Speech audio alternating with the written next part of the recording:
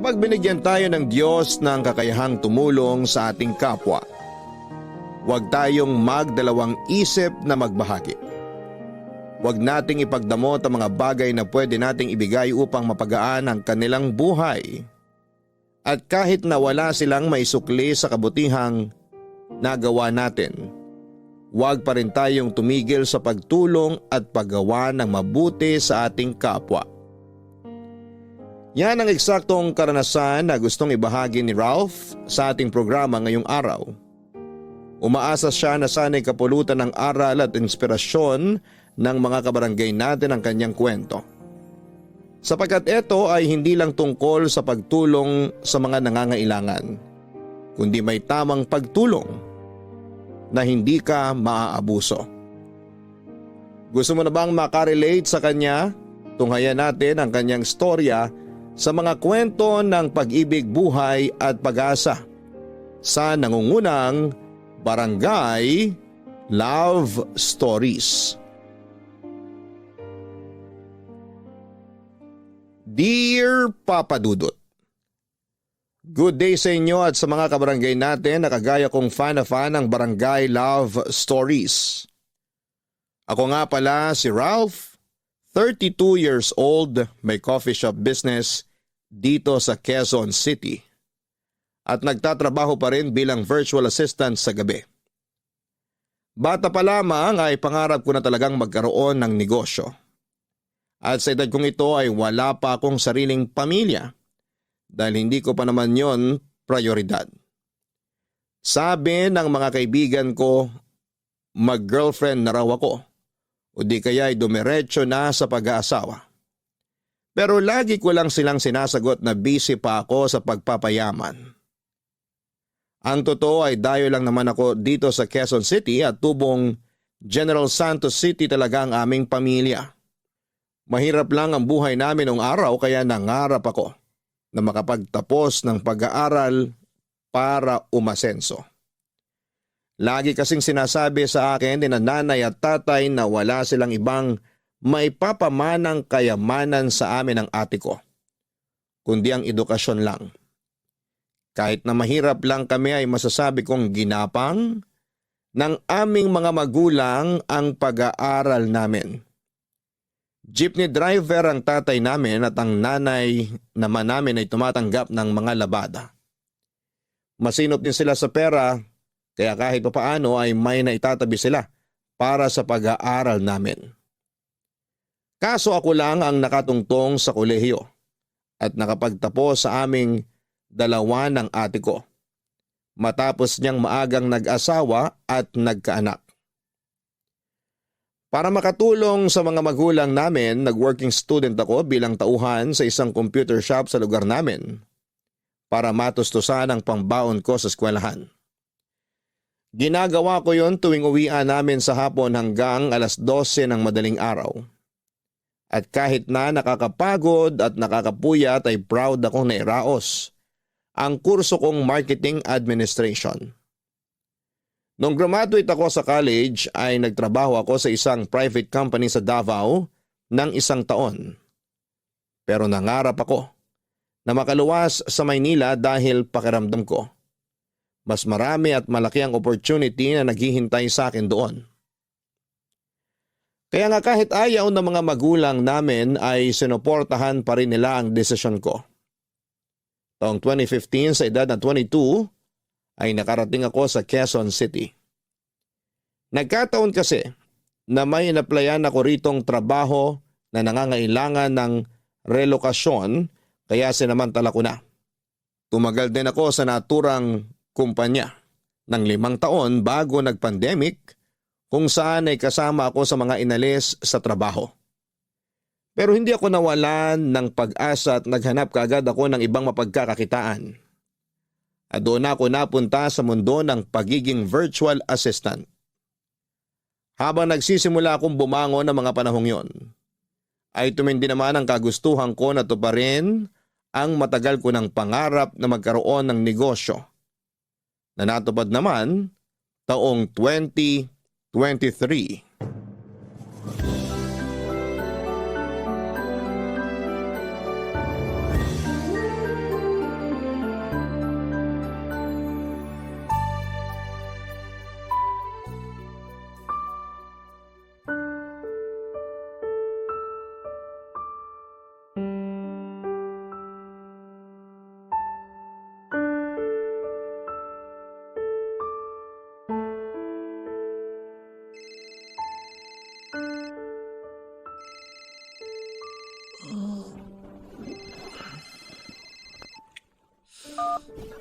Hello?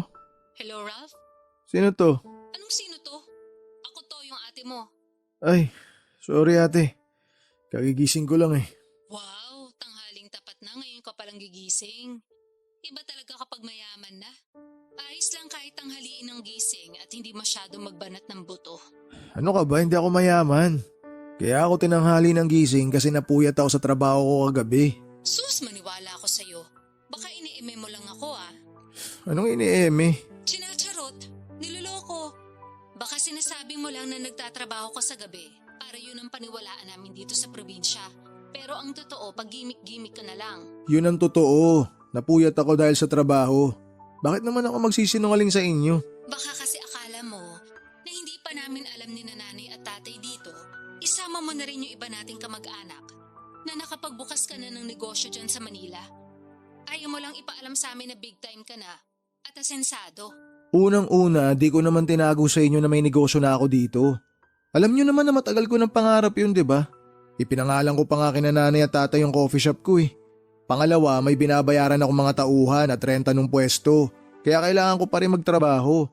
Kabubukas pa lang ng coffee shop ngayong taon. Hindi pa masyado kumikita yun. Kaya saan galing yung mga pinagsasabi mo na chinacharot ko kayo? Tsaka sinong big time?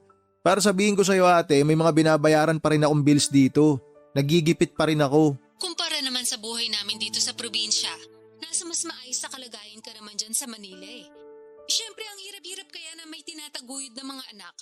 Buti ka nga solo mo lang ang pera mo, ako, wala lang ang pera. Kung meron man, hahatiin ko pa sa mga anak namin ang kinakasama ko. Uy, teka. Hindi naman tama na isumbat mo sa akin yung mga pinagkakagastusan nyo ng pamilya mo. Hindi ko naman sinusumbat. Pero nagkukumpara lang ako ng ganito, ganyan. Kaya wag na wag mong sasabihin na nagigipit ka. Kasi mas may gipit pa rin sa'yo at kami yun ang pamilya ko rito sa probinsya. Ay, bakit ka ba tumawag, te?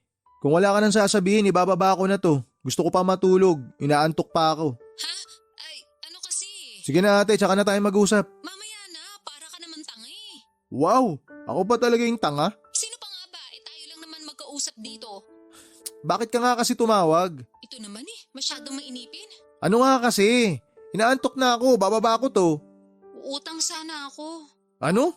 Ano ba yan? Ulit-ulit naman eh. Sabi ko, uutang sana ako. Kasasabi ko lang na marami rin akong gastos dito, di ba? Oo nga. Pero may inaasahan ka namang pera na susweldohin dyan sa trabahong sinasabi mo. Idagdag mo pa yung negosyo mo. O diba? Tiba-tiba ka rin eh. Ang labo ng katwiran mo. Hindi nga ako tiba-tiba dito. Hindi raw. Ganun na rin yon. Kaya pautangin mo na ako kasi sobrang gipit kami ngayon. Alam mo ba, sunod-sunod kami nagkasakit ang mga pamangkin mo. Ubo, sipon, tsaka lagnat. Hawa-hawa na. Wala na rin kaming bigas na maisasaing. Kaya lalo ko nangangayayat eh. Yung kinakasama ko naman sakit ang ulo pa rin. Tapos yung iba mong pamangkin sarili lang iniisip. Kulang na lang mapanot ako sa konsumisyon. Kaya maawa ka naman sa akin na ate mo. Ibabalik ko naman sa iyo yung perang uutangin ko eh. Alam ko na pinaghirapan mo yun. Sige na Ralph. Pautangin mo na ako. Ay, ano pa nga bang magagawa ko? Alam ko naman hindi mo ako titigilan hanggat di kita pinauutang eh. Wala lang talaga ako malalapitan. Kapag sa iba naman ako umutang, itutubuan nila ng malaki. Kaya imbis na makabahid ako agad, lalo kong nalulubog. Kaya parang awa mo na. Pagbigyan mo na ako. Palibasa, alam mo na hindi kita matitiis. Salamat talaga Ralph. Hulog ka ng langit.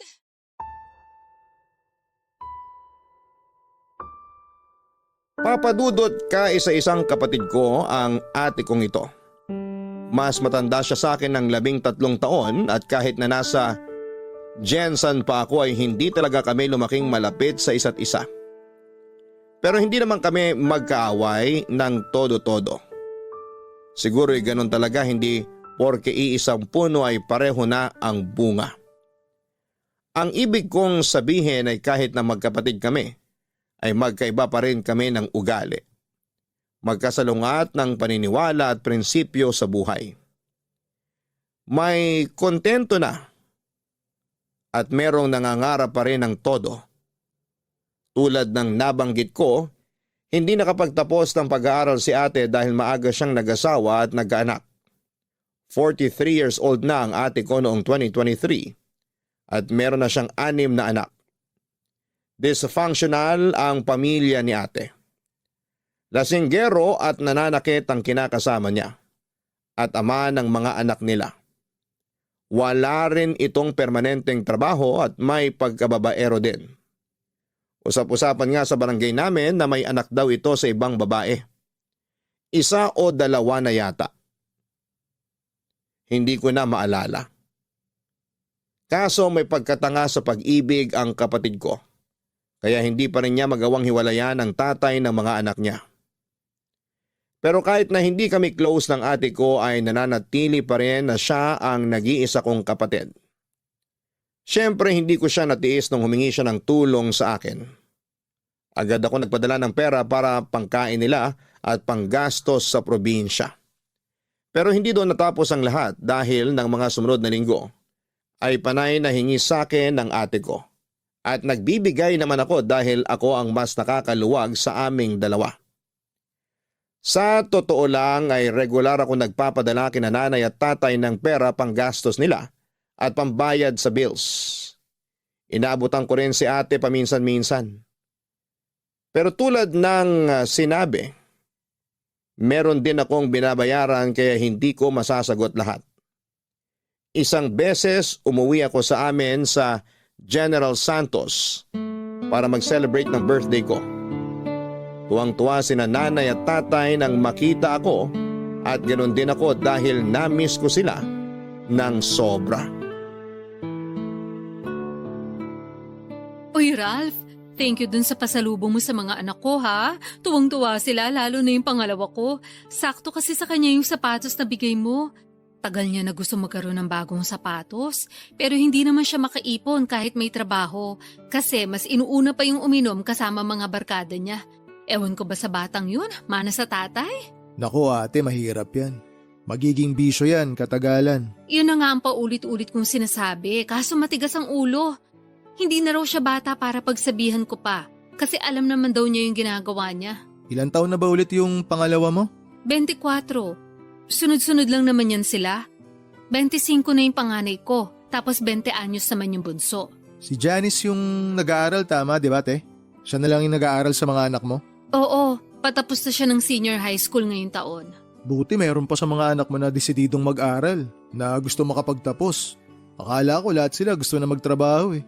Tapos yung iba nagtatrabaho nga, pero hindi pa rin regular na nakakatulong sa bahay. Kumbaga, palaasa pa rin kesyo maliit lang naman daw ang sweldo nila at pansarili lang madalas. Ang hirap din pala ng sitwasyon nyo ate. Mismo. Kaya pasensya ka na talaga kung panay utang ako sa'yo, ha? Bumubuelo pa lang din ako ng pambayad, kaso kapag nakakahawak ako ng pera, nagagastos ko rin. Siyempre, alangan di kami kumain, kawawa naman kami. Ay, buti ka pa nga, wala ka pang anak. Kaya sa'yo lang napupunta yung sweldo mo. Marami rin akong pinagkakagastusan, kaya hindi ko rin nasusolo yung sweldo ko. Nasabi ko lang naman yun kasi tingnan mo ko. Naturinga maraming anak pero karamihan pulpol at hindi naman maaasahan. Parang ang malas-malas ko sa mga anak ko. Kung alam ko lang na magiging suwail sila at palasagot sa akin pagtanda, aba, sana pinalaglag ko na lang sila nung buntis pa lang ako. Ano ba mga pinagsasabi mo dyan ate? Matakot ka nga sa Diyos. Wala na akong kinatatakutan kasi naranasan ko ng magutom at maghirap ng todo-todo. At saka kung totoong may Diyos, bakit ganito kamiserable ang buhay namin? Bakit di ako binigyan ng mga anak na hindi ko naman pala makakatulong sa buhay? Pati na rin kinakasama, sakit sa ulo. Sakit din sa bulsa dahil wala ring maayos na pinagkakakitaan. Pero di ba choice mo naman yan? Anong choice ko? Na magrebelde kina nanay at tatay nung araw. Hindi ka pumapasok sa eskwelahan para makipagkita ka sa boyfriend mo noon. O at least kayo'y nagkatuluyan ngayon. Di ba mas ginusto mo naman na mag-asawa na lang agad kesa magtapos ng college? Kasi ang dahilan mo gusto mo na lang magtrabaho. Inaani mo lang yung mga tinanim mo noon. Sobra ka naman. Nakaraan na yun eh. Bakit ang hilig mo pang ungkatin? Hindi ko naman inuungkat. Sinasabi ko lang. Kasi nagawa mo pang sisihin ng Diyos sa maling choices mo sa buhay. Eh ikaw naman lahat na may kasalanan kung tutuusin. Oy. Grabe ka na talaga sa akin ha. Baka nakakalimutan mong ate mo pa rin ako. At 13 taon pa rin ang tanda ko sa'yo. Hindi porket nakapagtapos ka ng pag-aaral, may sariling negosyo at asensado, may karapatan ka ng panghimasukan ng buhay ko. Buhay ko to, choice ko to. Kaya nga, alam ko, buhay mo yan, choice mo yan. Sorry, pero nagsasabi lang naman ako ng totoo. Pumreno ka pa rin kasi nakakasakit ka na eh. Ikaw nga hindi kita pinakikialaman sa mga choice mo. Oo na, sige na, pepreno na sa susunod. O mabalik tayo kay Janice. Yung bunso ko, alam mo, pangarap niyan makapagkolehiyo. Kaso wala naman kaming pantustos sa pag-aaral niya. Sabi nga ng ama niya, tumigil na siya sa pag-iilusyon na makakapagtapos pa sa college. Mas mabuti niyang gawin magtrabaho na lang pagka-graduate. Ayos parang hindi niya anak yung kausap niya kung makapagsalita siya. Tsaka sobra naman yung nag-iilusyon. Buti nga masipag yung bata Gustong gusto makapagtapos ng pag-aaral. Ganun talaga pag hindi nakatungtong sa eskwelahan. Bopols. Pero ayun nga, gustong-gusto talaga ng pamangkin mo na mag-aral. Idol ka niya Gusto ka niyang tularan pagdating ng panahon. Yun bang asensado sa buhay? Alam mo, masipag mag-aral yung anak ko Pwede mo ba siyang tulungan na matupad yung pangarap niya na makapagkolehiyo? Sige na, pag-aralin mo naman yung pamangkin mo. Papadudot bunso sa 6 na magkakapatid si Janice at siya lang ang nag-aaral sa kanila ng panahong yon. Bulakbol kasi ang ibang mga anak ni ate at kahit na anong paalala sa kanila ni nanay at tatay na mag-aral ng mabuti, ay nauuwi pa rin sila sa paglalakwatsa. Lahat ng mga pamangkin ko liban kay Janice ay nagtatrabaho na kasi sinabi raw sa kanila ni ate na kung hindi rin naman sila mag-aaral ay mabuti pang magbanat na lamang sila ng buto para makatulong sa kanilang pamilya. Kaso hindi ko akalain na may mas ilalala pa pala ang iba kong mga pamangkin. Ramdam ko ang stress ng ate ko pero naisip ko na ganon din naman siya noong kabataan niya sa mga magulang namin. Sa kabila ng lahat ay napag-isip-isip ko rin na butit meron pa rin kahit isa sa mga anak ni ate ang interesado at porsigidong mag-aral at yun nga si Janice. Kaya hindi na ako nagdalawang isip na tulungan siya. Papadudot kong ilalarawan ko ang pamangkin ko ay masasabi kong mahiyain siya at matipid magsalita. Ganon daw talaga ang ugali niya ayon sa ate ko. Nang dumating ako sa amin ay mabibilang ko lamang sa mga daliri ko sa kamay ang pagkakataon na nag-usap kami. Puro pa yun small talk tulad ng maiksing kumustahan lang. Pero naiintindihan ko naman dahil noon lang din kami nagkita, papadudot. Sa kabila ng lahat ay inoobserbahan ko ng mabuti si Janice at base naman sa nakita ko ay desidido talaga siya na makapag-aral. Bukod doon ay lagi rin siyang binibida sa akin ng ate ko. Kaya naman habang tumatagal ay mas nakumbinsi ako na tulungan ang pamangkin ko na makapag-aral. Hindi naman ako mayaman pero sa aming dalawa ni ate ay ako ang mas nakakaluwag. Turo sa amin ng aming mga magulang na tumulong lalo na kung meron kaming kakayahan. Kaya bago ko bumalik sa Maynila ay nagabot ako ng pera sa ate ko pang-enroll ng aking pamangkin. Buti ate, napapunta mo si Janice dito para personal kami magkausap. Nga pala, marunong ba siya magtagalog? Huwag kang mag-alala, marunong magtagalog yun. Mahilig yun sa mga teleserye ng GMA. Doon siya natuto, pati yung tono. Pero okay lang din kung sakaling hindi. Marunong naman ako Huwag na! Tsaka para masanay na rin siya. Hello po, Ma. Hello po, Tito Ralph. Oh, andito ka na pala. Halika, tabihan mo ako rito sa upuan. Sige po. Nak, mag-thank you ka sa Tito Ralph mo. Dali. Bakit po? Kasi nga pumayag na siyang pag-aralin ka sa kolehiyo. Talaga po? Hindi niyo ako niloloko? Siyempre hindi. Di ba, Ralph? Sabihin mo nga rito sa anak ko. Mukhang hindi naniniwala sa akin Totoo po ba yun, Tito? Oo. Naobserbahan ko kasi na masipag ka mag-aral. Tsaka laging sinasabi ng mama mo na gustong-gusto mo raw makapag-college. Gustong-gusto ko po talaga. Kaya nga nung sinabi sa akin nila Mama at Papa na wala silang pampaaral sa akin, nalungkot po talaga ako. Alam mo naman mahirap lang ang buhay natin, di ba? Sana naiintindihan mo na yun. Tsaka kayong lahat ginagapang naman namin kayo ng papa nyo. Hindi lang talaga tayo tinatamaan ng swerte.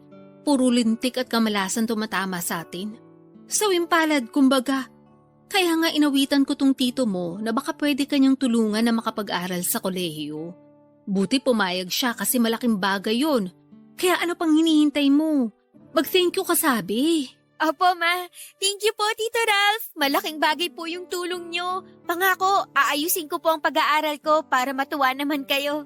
Ngayon pa lang natutuwa na ako sa'yo kasi nagsisikap ka talaga. Sana ipagpatuloy mo yan kahit na di magiging madali pag nasa college ka na. Hindi naman sa tinatakot kita pero iba kasi dun eh. Ibang-iba ron kesa sa senior high. Talaga? Sasakit ba ulo ng anak ko dyan? Ma naman eh. Siyempre, depende yon kung paano ko i-handle yung emotions ko. Saka marami na rin naman po akong naririnig na mahirap daw sa college. Yung ibang mga kaklase ko tuloy ayaw nang mag-aral pagka-graduate namin. Tingin mo kakayanin mo? Siyempre po. Tama ang anak mo ate. Depende sa tao kung paano niya i-handle yung emosyon niya. Pero Janice, sana kahit na challenging ang college life, tapusin mo pa rin. Huwag mo susukuan. Sa bagay. Tingnan mo nga ikaw, nakatapos ka. Dapat gayahin mo ang tito mo, nak ha. Masipag, matyaga at may mataas na pangarap sa buhay. Opo, idol na idol ko nga yang si Tito. Maiba tayo. Meron ka bang kurso na plano mong kunin? Gusto ko po sanang mag-teacher, kaso sabi ni Mama, kuhain ko raw po yung katulad ng kurso na kinuha nyo. Tama naman. Kasi dyan yumaman ng tito mo. Si ate naman paulit-ulit eh. Sinabi nang hindi nga ako mayaman. Hindi pa mayaman. Pero yayaman ka rin. Mas yayaman. Ayaw mo ba nun? Huwag ka kasi masyadong nega at kontrabida. Dapat kahit hindi pa, sinasabi mo mayaman ka na para lalo magkatotoo. Gayahin mo ko. Lagi kong sinasabi sa mga kamag-anak natin na maayos ang pamilya namin ang kinakasama ko. Na maswerte ako sa mga anak ko.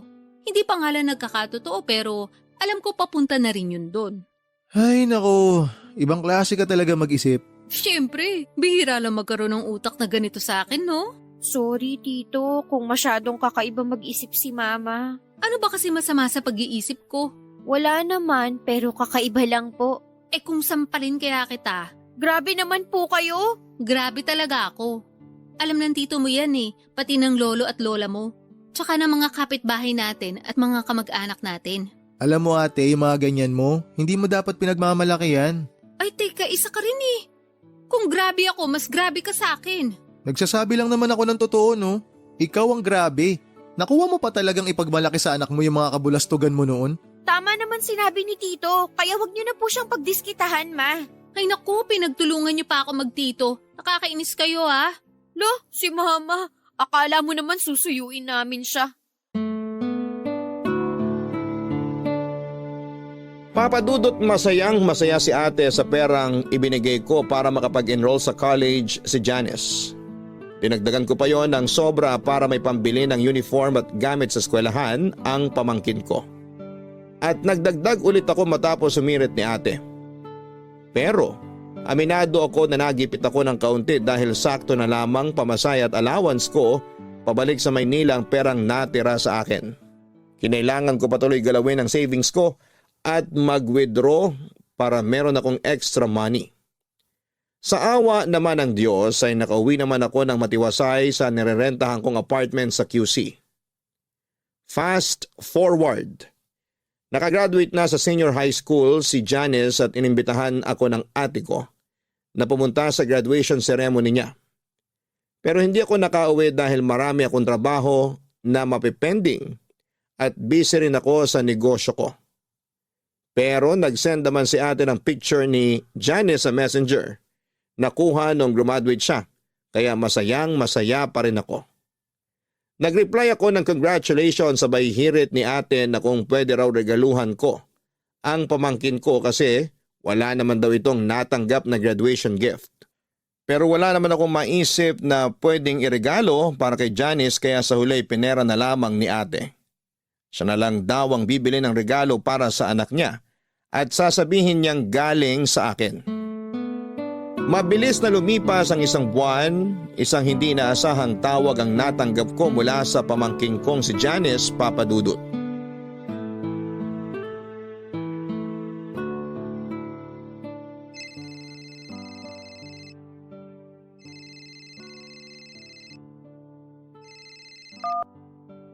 Hello? Hello, Tito? Oh, Janice, napatawag ka. Opo pasensya na kayo kung naistorbo ko kayo. Baka lang may ginagawa kayo. Wala naman akong ginagawa. Bakit ka napatawag? Nahihiya po ako pero wala na akong choice kundi lumapit sa inyo at magsabi. Ha? Anong problema? May nangyari ba? Opo, meron po. Ayaw nga sabihin ni Mama kasi baka raw magalit kayo kaso kasalanan naman niya. Sige na, sabihin mo sa akin. Ano ba yun? Tungkol po yun sa pag-aaral ko sa college. May nahanap na nga akong university na papasukan ko. Kaya lang, atrasado pa po ako kung makakapag-enroll ako on time. Ha? Anong ibig mong sabihin? Paanong atrasado? Di ba nag-iwan na ako sa mama mo ng perang pang-enroll mo bago ako bumalik dito sa Manila? Yun nga po, kaso nagastos ni Mama yung pera. Ano? Nagastos niya? Sorry po, ayaw nga niyang ipasabi sa inyo kasi baka raw magalit kayo. Gagawa na lang daw po niya ng paraan kaso hanggang ngayon wala pa siyang nauutangan. Malapit na po yung enrollment ko. Natatakot ako na baka hindi matuloy pag-aaral ko tapos magalit kayo sa amin. Teka, sandali. Ano munang ginawa ng mama mo dun sa perang binigay ko na pang-enroll mo sana? Pinanghanda niya po nung graduation ko. Tapos nagastos niya lahat yung pera? Ganun na nga po. Tuwang-tuwa kasi siya dahil may nakagraduate na raw sa pamilya. Proud na proud siya sa akin. Nagpalitsyon po siya at kulang na lang pakainin niya yung buong barangay. Hindi ko lang po akalain na mauubos niya pati yung pera na pang-enroll ko. Ay, si ate talaga kahit kailan masyadong pabide. Kilala niyo naman po si Mama, di ba? Ugali niya talaga yon lalo kapag may nahawakan siyang pera. O tapos ngayon, mamomroblema kayo. Pati ako damay pa rito. Nagalit nga po ako sa kanya, pero sabi niya, wag ko na raw sabihin sa inyo kasi gagawa na lang niya ng paraan. Kaya lang, wala pa raw pong nagpapautang sa kanya. Tapos, malapit na nga ang enrollment ko. Di bale, huwag ka na mag-alala. Pwede naman kitang bigyan ulit ng pang-enroll mo eh. Pero gusto ko ikaw na humawak ng pera. Napakabulagsak kasi talaga ng mama mo eh. Nakakabuhisit. Opo, Tito. Sorry po ulit kasi nadoble pa yung gastos nyo. Hiyang-hiya po ako pero wala naman po akong malapitan. Hayaan mo na yon. Na-appreciate ko nga na nagsabi ka sa akin. Tama rin na nilapitan mo na ako agad. Hindi mo na pinatagal kesa naman di ka nakapag-enroll. Gusto ko talaga na tulungan ka sa pag-aaral mo. Sabi ko nga sa'yo noon, naoobserbahan ko na masipag ka mag-aaral tsaka determinado ka na makapagtapos. Ituloy mo lang yan. Sigurado ako na malayo mararating mo sa buhay oras na may hawak ka ng diploma. Yun nga po yung nasa isip ko palagi na mas marami ang oportunidad na magbubukas sa akin kapag nakagraduate na ako sa pag-aaral. Ayoko po na gumaya sa mga kapatid ko na mga tinamad na lang mag-aral at nagtrabaho na lang. Tapos hindi rin naman nakakatulong kina Mama at Papa. Pangarap ko rin po na tumulong sa pamilya namin para kahit paano makaahon kami sa kahirapan. Nakikita ko kasi sa iyo yung kabataan ko nung araw. Ganyan-ganyan ako kadeterminado na makagraduate. Kahit na mahirap, kahit na walang bilib sa akin yung mama mo nun, nagpatuloy pa rin ako. Ginawa ko na lang inspirasyon yung lolo't lola mo para abutin yung mga pangarap ko. Kaya sana ganun din yung gawin mo. Opo, pangako ko po sa inyo na hindi ko sasayangin yung tiwala niyo sa akin. Mag-aaral po ako ng mabuti para maibalik ko lahat ng mga tulong niyo sa akin. Mag-aral ka para sa sarili mo, para sa mga pangarap mo. Pagtuunan mo ng pansin kung paano ka makakapagtapos. Magsikap ka. Wag mo na munang masyadong isipin kung paano mo maibabalik sa akin yung tulong na ibibigay ko sa'yo. Hindi naman po pwedeng hindi ko yun isipin. Siyempre, nakakahiya pa rin po. Kung tutuusin, hindi nyo naman po ako responsibilidad. Pero nang dahil sa pangarap ko, naobliga pa kayong tulungan ako. Wala namang kaso sa akin yun. Pamangking kita eh. Pamilya tayo. Turo sa amin ng lolo't lola nyo na kung meron kaming kakayanan na tumulong, huwag kami mag-alinlangan. Salamat po talaga. Napakaswerte ko dahil meron akong mabait na tito.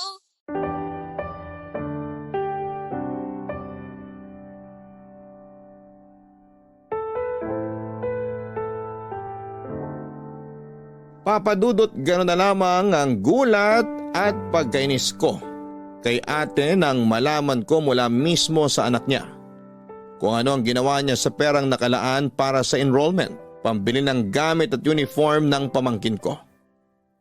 Pero pinigilan ko pa rin ang sarili ko na magalit dahil ayokong ipakita kay Janice. Ayoko matakot siya sa akin kaya naman kinontrol ko ang aking emosyon. Sa halip ay huminga na lamang ako ng malalim at nagbilang ng 10 sa isipan ko para kumalma.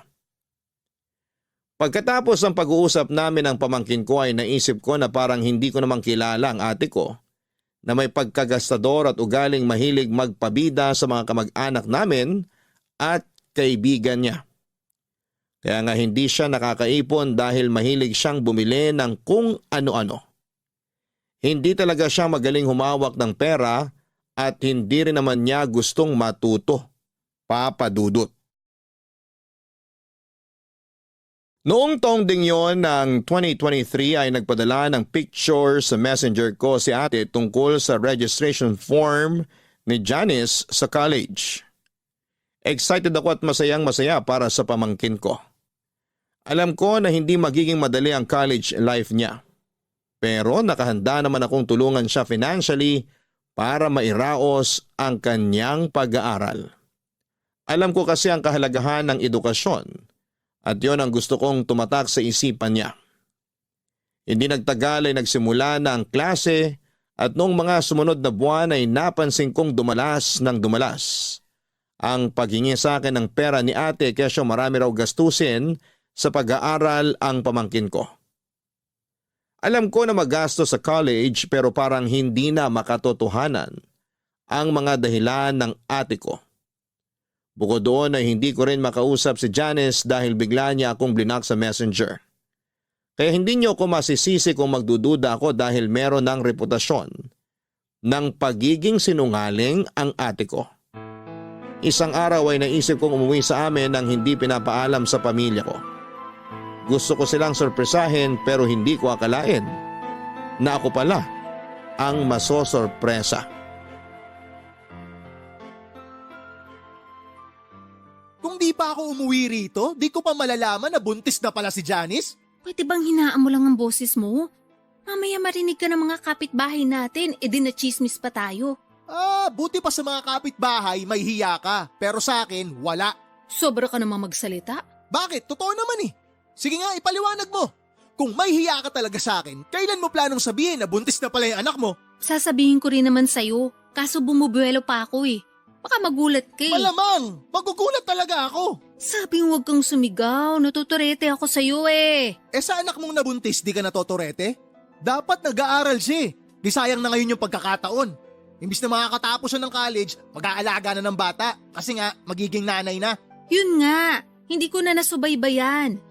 Meron pala nakamabutihan dun sa eskwelahan. Tapos ayan na nga yun nangyari. Dapat kasi nabantayan mo yun. Paano ko malalaman yun? Sige nga. Bakit akong tinatanong mo? Dapat tanungin mo yung sarili mo. Kakausapin ko yung anak mo. Sa susunod na lang, stress yung anak ko eh. Huwag mo nang dagdagan. Ha? Paano siya na-stress? Ginusto niya yan tapos stress siya ngayon? Hindi kasi siya pinanagutan nung nakabuntis sa kanya. Tinakasan siya nung mokong na yon nung sinabi niyang buntis siya. Ay, anak naman talaga ng teteng oh. Kaya nga palipasin mo na. Sa susunod mo na lang kausapin pero wag mo namang pagalitan. Kawawa naman yung anak kong yun, baka mapano.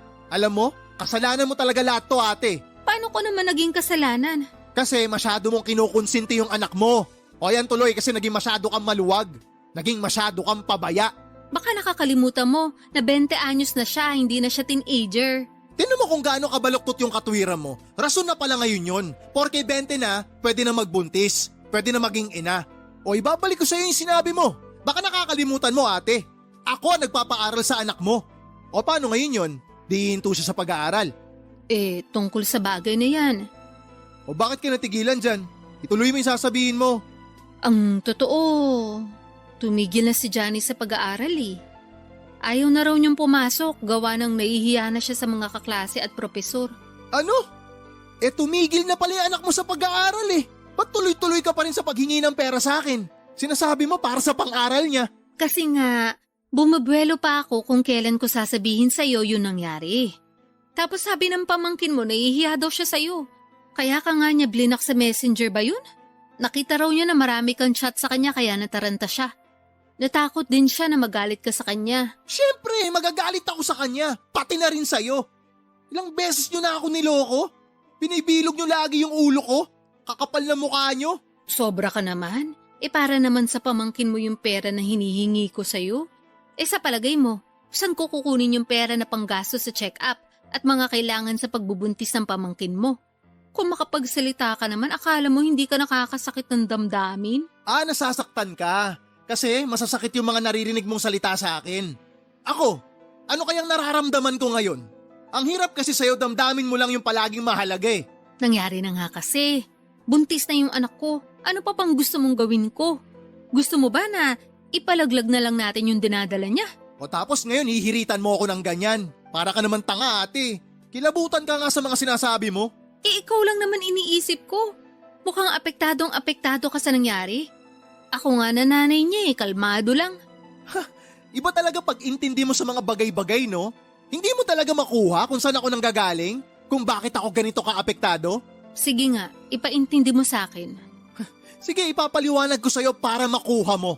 Apektado ako kasi naniwala at nagtiwala ako kay Janice na mag-aaral siya ng mabuti dahil may pangarap siya na makapagtapos. Yun din yung lagi mo sinasabi sa akin eh, di ba? Na masipag yung anak mo, na gusto niyang umasenso, kaya gusto niya makapag-college. Na ako ang naglalabas ng pera sa lahat ng pangangailangan niya. Mula pang matrikula hanggang sa baon niya, ako ang nagpapadala. O tapos ano nangyari? Nabuntis siya.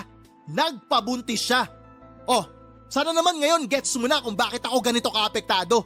Ang akin lang naman, tanggapin na natin kasi nandyan na yan. Tama ka. Tanggapin na lang. Nandyan na eh. Pero tanggapin nyo rin na desisyon ko na hindi kayo tulungan. Aba, sobra ka naman. Parang hindi mo kami pamilya. Papa Dudut, hindi ko akalain na ako ang masosorpresa sa pag-uwi ko sa amin sa Jensan. Noong nalaman kong buntis ang pamangking ko at tuminto na pala sa kanyang pag-aaral. Bale hindi nga niya natapos ang unang semestre pero pinalabas ng ate ko na pumapasok pa rin siya sa eskwelahan para patuloy na makahingi ng pera sa akin. Kaya pala ibang kutob ko ng mga panahong yon. Buti na lamang nakinig ako sa instinct ko na umuwi sa amin para malaman ang katotohanan. Magaling din kasing magtago ang ate ko kaya wala ring kaideya-ideya ang iba naming kamag-anak pati na sina nanay at tatay. Sobrang dismayado nga nila noong malaman ang nangyari pero sa huli ako pa rin ang pinalabas na masama ng ate ko matapos ako magdesisyon na tumigil na sa pagpapadala ng pera sa kanila. Sobra din ang pagkadismaya at frustration ko kay Janice kasi akala ko ay iba siya sa mga kapatid niya. Pero sa huli mukhang mas masahol pa siya dahil sa ginawa niya. Habang nasa probinsya ko ay ilag sa akin si Janice.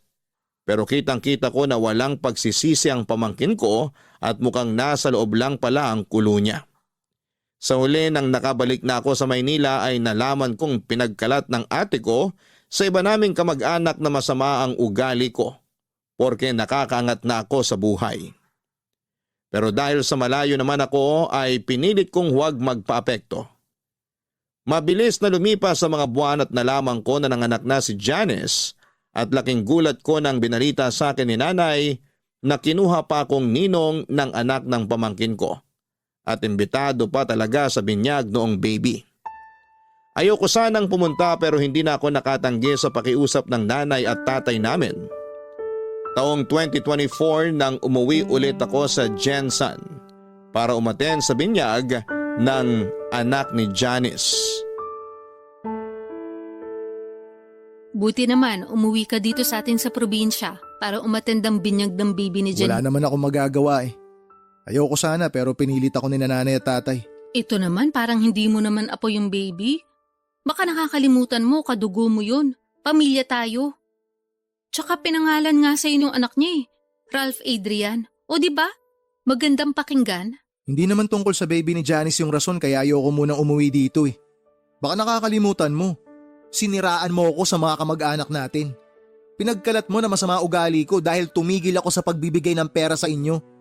Salamat sa iyo hanggang ngayon ang sama ng tingin sa akin ng ibang kamag-anak natin. Yung kinakasama mo nga pinandilatan pa ako ng mata nung magkita kami kanina eh. Akala naman niya matatakot ako sa kanya. Malaki naman talaga mata nung kinakasama ko. Kaya pagpasensyahan mo na. Tungkol naman dun sa iba nating kamag-anak, huwag ka mag-alala kasi sinabihan ko na naman sila na hindi totoo yung pinagkalat ko tungkol sa'yo nun. Na nagalit lang talaga ako dahil tinigil mo yung pagtulong sa amin ng anak ko matapos mong malaman yung nangyari. Pero baka hindi pa rin sila nakaka-move on. Sabihan ko na lang ulit. Ay, sensya ka na talaga ha. Huli na nung na-realize ko na hindi mo naman talaga kami responsibilidad. Tsaka kami talaga yung may pagkakamali dun. Kung na-realize mo pala yan, bakit hindi ka man lang nag-sorry sa akin nun? Ha? Nahihiya ako. Parang hindi mo ko kilala. Hindi kaya ako nagsisorry. Talaga? Kailangan ko pa intindihin yung pride mo? Ayos ka. Tsaka ito na yung paraan ko ng pagsisorry. Alin? Ang gawin ako ninong ng apo mo? Kaya inimbitahan mo ako ngayon sa binyag? Oo, ayaw mo ba nun? Kilala kita. Nagawa mo na akong lokohin nun para makahingi ka sa akin ng pera. Ayoko sanang isipin na kaya mo ako kinuwang ninong ng apo mo para may dahilan ka na naman na huthutan ako. Sobra ka naman sa huthutan? Akala mo naman napakalaki ng perang binigay mo sa akin nun? Hoy, malaki yon kapag pinagsama-sama. Tsaka akala mo ba pinupulot ko lang sa kalsada yung perang pinadadala ko sa'yo? Para lang alam mo dugot pawis ko yon. Pinaghihirapan ko ang bawat sentimo na kinikita ko. Pero ikaw, lagi ka lang nakatanghod, hingi ka lang ng hingi, utang ka lang ng utang. Kaya di mo ako masisisi kung hanggang ngayon masama pa rin loob ko sa'yo. Matagal na yun eh. Hindi pa ba ako absuelto sa kasalanan ko? Parang hindi ako ate ah. Huwag ka namang ganyan. Ayos hiningi mo pa na irespeto kita bilang ate. Pero ako nga hindi mo ako matrato na parang kapatid. ATM ang tingin mo sa akin na magluluwa ng pera tuwing may kailangan ka. Nasasabi mo lang yan kasi mas maluwag pasok ng pera sa'yo kaysa sa akin. Pero pag ikaw nasa posisyon ko, sigurado maiintindihan mo na kahit mali magagawa ng isang nanay para sa mga anak niya. At saka nagsisi naman na yung anak ko ah. Sa lagay habang buhay mo na lang ba siyang pag-uusigin? Hindi ako galit sa anak mo. Mas galit ako sa'yo. Sa anak mo, dismayado ako. Di siya naging maingat. Matagal na nga yun, huwag ka namang ganyan. Kung makapagsalita ka parang hindi ka nagkakamali ah. Hoy, kung usapang pagkakamali, hindi dapat ako tinatanong mo. Tanungin mo dapat ang sarili mo. Sinikap ko talaga na hindi gumaya sa'yo, na mag-asawa ng maaga at magkaroon agad ng pamilya. Oh, edi ikaw ng perpekto. Yang hiya naman ako sa'yo. Ewan ko sa'yo ate, wag mo na nga pinagkakausap. Tumatanda kang paurong. Kailan ka kaya magmamature? Excuse me, matured na ako no? Talaga? Asa ka? Nakakasakit na talaga ng damdamin yung mga sinasabi mo sa akin ah. Yan, buti naman nasasaktan ka. Ibig sabihin, hindi ka pa manhid. Tsaka wag mo asahan na magsusorry ako sa'yo. Di ka nga marunong magsorry. Ay, sige na, alis na ako. Doon na ako kina nanay. Pagod na ako. Sandali lang naman. Ano ba yun? Huwag ka munang umalis. May sasabihin pa ako. Sabihin mo na yung sasabihin mo. Gusto ko na umuwi. Papa Dudut, gusto ko sanang maging casual lang ang pakikitungo ko kina ate at sa pamangkin ko noong umuwi ako sa Jensan. Pero bago ko humarap sa kanila ay nakiusap ang mga magulang namin na magbati na kami. Sinabi ni nanay na patawarin ko na raw si ate dahil nagawa lang naman niyang lokohin ako. Kasi desperado siya na makahingi ng pera na ginagamit din naman para sa pamangkin ko nung hindi ito panagutan ng nakabuntis dito. Aminado ako na nakonsensya ako nang putulin ko ang pagtulong sa kanila dahil sa galit ko. Kaya nga kahit naiilang pa ako noon nakausapin sina ate at Janice, ay sinantabi ko na lamang ang mga nangyari sa nakaraan. Muli kong binuksan ang puso ko para sa kanila lalo na at magkakadugo kami. Ayoko rin namang magkaroon ng kagalit sa katauhan pa ng sarili kong kapatid at pamangkin. Kaya nga pinakinggan at pinag-isipan ko ang bago nilang hiling sa akin na tulong tungkol sa paghahanap ng trabaho ni Janice sa Maynila. Papa Dudut, pinag-isipan ko ang sinabi ni ate na papasukin ko si Janice sa coffee shop ko. Bagaman wala pang bakante at nag-aalinlangan ako nung una ay tinanggap ko pa rin si Janice para maging barista sa coffee shop ko. Nag-decide ako na sumailalim siya sa training para mas maging handa sa trabaho namin. Noong binalita ko kay ate ang desisyon kong yon ay tuwang-tuwa siya. In fact, Excited na siyang paluwasin sa Maynila ang anak niya. Kaso'y meron nga lang isang problema. Wala silang pambili ng ticket sa eroplano para makapunta rito si Janice. Dahil doon ay ako ang nag-sponsor ng plane ticket at binigyan ko rin ng pocket money ang pamangkin ko para makaluwas siya ng Maynila. Nang dumating siya rito ay sinundo ko siya sa airport at kitang-kita ko ang magkahalong pagkamangha at kagalakan sa kanyang mga mata.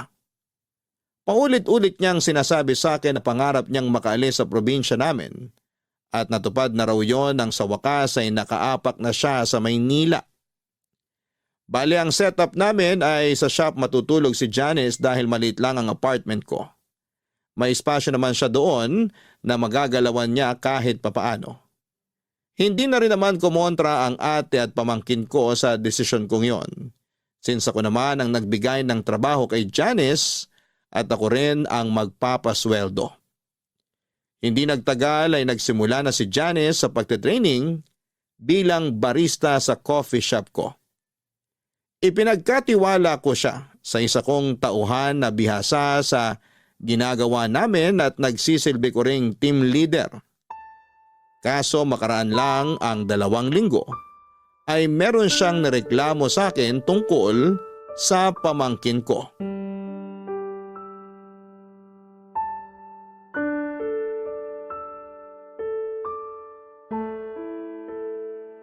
Janice, lika. Mag-usap tayo sandali. Opo, tungkol saan po? May nalaman akong report tungkol sa'yo galing sa bisor nyo. Ano pong report yun? Tungkol daw sa ugali mo. Totoo ba na mahirap ka raw pakisamahan? Na boss ka raw kung umasta dito porke tito mo ko? Wow ha? Sinabi po ba talaga niya yan? Oo. Bukod doon, ang hirap mo raw turuan.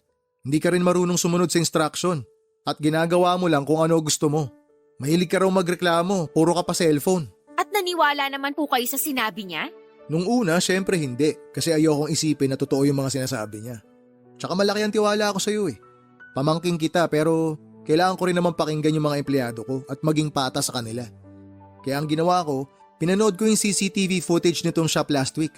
At doon ko napatunayan na tama nga yung mga reklamo niya tungkol sa ugali mo. Sorry po, Tito.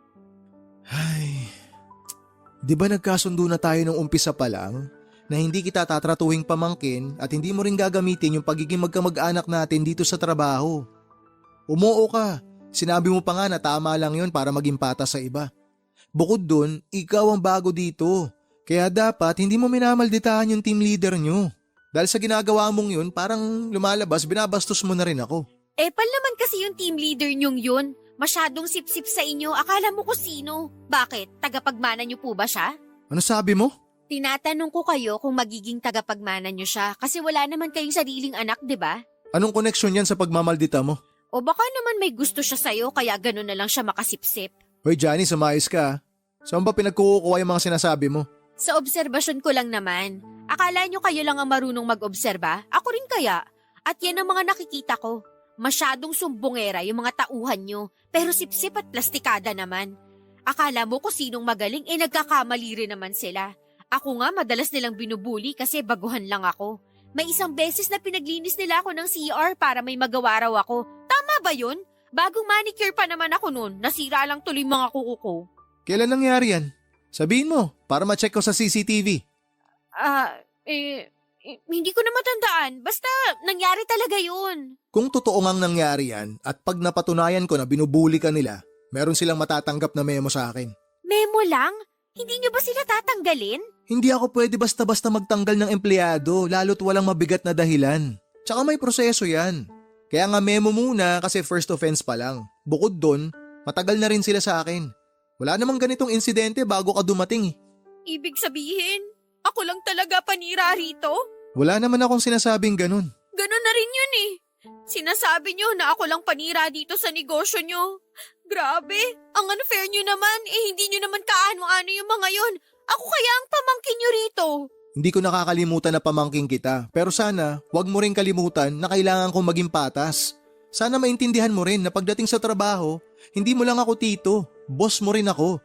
Kung yung team leader nyo hindi mo magawang respetuhin, paano ako makakaasa na re-respetuhin mo ako pag di ka nakaharap sa akin? Sinong may sabi na hindi ko kayo nire-respeto? Nire-respeto ko kaya kayo.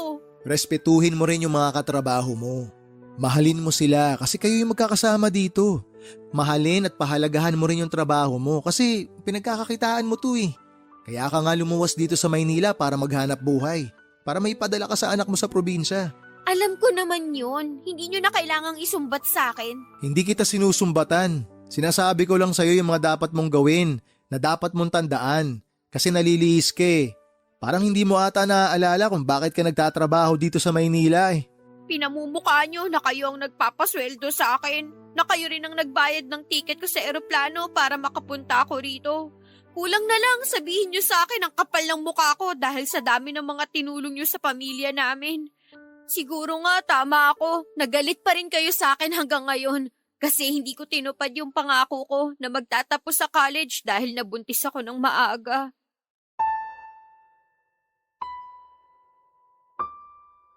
Papa Dudut, hindi ko akalain na may tinatagong ugali ang pamangking ko na noong ko pa lamang nakita.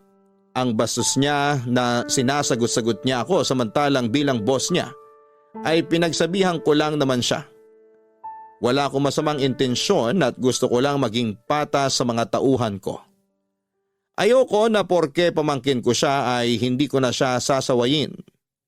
Kaya nga tulad ng sinabi ko ay binalikan ko ang CCTV footage sa shop namin para panoorin at pakinggan ang buong 2 linggong recording ng maghapon na nasa shop sila para hanapin yung sinasabi niyang pambubuli sa kanya. Pero wala akong nakita. Sa halip ay kabaliktaran noon ang napanood at narinig ko.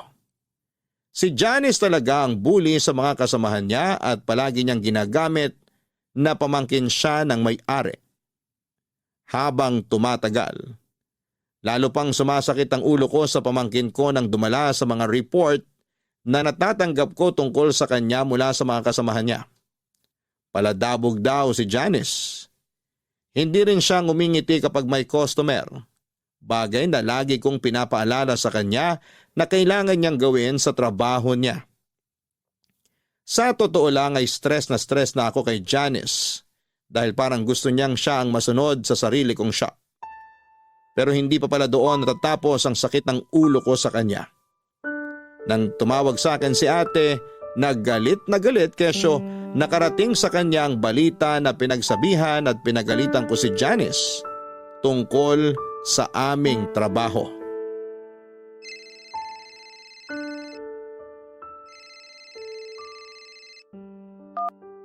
Hello ate, Hello, Ralph. ba't ka napatawag? Ano yung nakarinig sa akin na inaapay mo raw dyan yung anak ko? Ha? Huwag mo ko inahadyan. Alam kong narinig mo yung sinabi ko. Ano yung pinagsasabi mo? Walang pang-aaping nangyayari dito. Hindi inaapi si Johnny sa trabaho. Hindi raw. Ano yung sinumbong sa akin ng anak ko? Sige nga. Hindi ko alam kung ano pinag-usapan niyo. Bakit? Ano ba mga sinumbong niya sa'yo? Sinabi lang naman niya sa akin na binubuli niyo raw siya dyan. Tapos nagsumbong daw siya sa'yo. At mas kinampihan mo pa raw yung iba mong mga tauhan. Aba Ralph, sino ba sa kanila ang pamangkin mo? Oo nga, pamangkin ko si Janice. Pero walang pambubuling nangyayari sa trabaho. Ibig mong sabihin sinungaling ang anak ko? Oo, nagsisinungaling siya. Dahil ako mismo ang nag-imbestiga sa reklamo ng mga kasamahan niya. Alam mo kung ano nadiskubre ko sa anak mo? Ano? Yung anak mo mismo ang bully. Binubuli niya lahat ng mga katrabaho niya. Huwag niya subukang itanggi dahil may ebidensya ako. Meron akong kopya ng CCTV footage kung saan huling-huli si Janice na nambubuli. Pwede ko ipadala sa'yo para sabayin yung panooring mag-ina. Para maliwanagan ka na may pagkasinungaling talaga yung anak mong maldita. Baka naman pwede natin pag-usapan to, Ralph. Pamangkin mo naman yun eh. Ate mo ko, di ba? Diyan kayo magaling. Kayo ng anak mo. Lagi niyong binabalandra sa mukha ko na pamilya tayo para makonsensya ako. Pero di niyo man lang ba naisip na nakakapagod kayo? Alam mo ba na hindi lang pambubuli ang problema ni Johnny sa trabaho? Hindi lang yun ang issue rito. Tatamad-tamad din yung anak mo. Bukod sa ubod ng maldita, nagmamarunong pa. Lagi pa nakasimangot sa harap ng mga customer ha. Hindi rin siya mapagsabihan. Kasi ultimo ako na tsuhin niya. Ganun-ganun na lang kung sagot-sagutin niya eh. O tama ba yon? Tapos ngayon malalaman ko na gumagawa siya ng kwento para malinis ang pangalan niya dyan sa inyo. Tapos palalabasin niya na kawawa siya rito. Ano yun? Para naman akong ginagawang tanga ng anak mo ate. Pagpasensya mo na yung pamangkin mong yun. Hayaan mo, pagsasabihan ko. Nako, hindi na ako aasa na pagsasabihan mo yung anak mo. Tsaka pagpasensyahan? Sawang-sawa na akong pagpasensyahan kayo. Akala ko iba'y hilat siya ni Johnny sa'yo eh. Pero mag-ina nga talaga kayo. Parehong-pareho ugali niyong dalawa. Ano namang ibig mong sabihin, ha? Ikaw naman di mo pa nakuha agad. Gusto mo pa ipaliwanag ko sa'yo. Manang-mana sa'yo yung anak mo. Yun ang ibig kong sabihin. Pareho kayong sinungaling, pareho kayong manluloko, pareho kayong manggagamit, pareho ring masama ugali niyo. Aba, hinay-hinay ka sa mga sinasabi mo dyan. Ano maghinay-hinay pinagsasabi mo? Hoy ate, wag mo ako manduhan. Punong-puno na ako sa inyo ng anak mo. Tinulungan ko kayo, pinagkatiwalaan kasi nga tulad ng lagi mong dinadahilan, pamilya ko kayo. Pero anong ginawa niyong mag-ina? Ha? Ano? Niloko niyo ako ng paulit-ulit. Ang nakakatawa dito, nagkuntsabaan pa kayong dalawa. Alam mo sa totoo lang, akala ko tama nakalimutan ko na lang yung atraso niyo sa akin eh. Lalo ka na nung siniraan mo ako dyan sa atin. Kasi nga tinigil ko yung pagbibigay ko sa'yo ng pera nung mabuntis yung anak mo. Akala ko tama na patawarin kita eh. Kasi sabi mo nga nakaraan na yun, kalimutan na natin yun, pwede naman tayo mag-move on. Pero sa tingin ko, yun na ata yung pinakamalaking katangahang nagawa ko sa tanang buhay ko. Nakakapagod kayong tulungan kasi mga abusado kayo. Nasasabi mo lang yan dahil nakakaluwag ka. Ikaw kayang pumalit sa posisyon namin. Tignan ko kung hindi ka maging desperado para lang makaahon sa kahirapan. Naranasan ko rin naman maghirap ah. Baka nakakalimutan mo, bata pa lang tayo, mahirap na buhay natin. Iisa ang pamilyang pinanggalingan nating dalawa ate. Kaya nga nagsumikap ako eh. Hindi ako tumigil sa pag-abot ng pangarap ko. Inisip ko na isang araw may aahon ko rin ang pamilya natin sa kahirapan. Oh, ngayon meron akong savings, meron akong konting naipundar, meron akong maayos na trabaho, meron akong sariling negosyo kasi nagsumikap ako.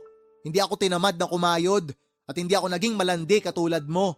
Para sabihin ko sa'yo, narating ko to nang hindi naging desperado na gumawa ng masama at manloko ng kapwa para lang makaahon sa kahirapan. Hindi kagaya mo. Wala lang sa'yo na loko-lokohin ako, maitawid nyo lang yung katamaran nyo. Kasalanan mo talaga eh, tsaka ng baluktot mong katwiran kung bakit naligaw ng landas yung mga anak mo. Dapat ikaw yung gumagabay sa kanila eh. Pero ikaw mismo yung dahilan kung bakit sila napariwara. Grabe ka naman sa mga sinabi mo. Humanda ka.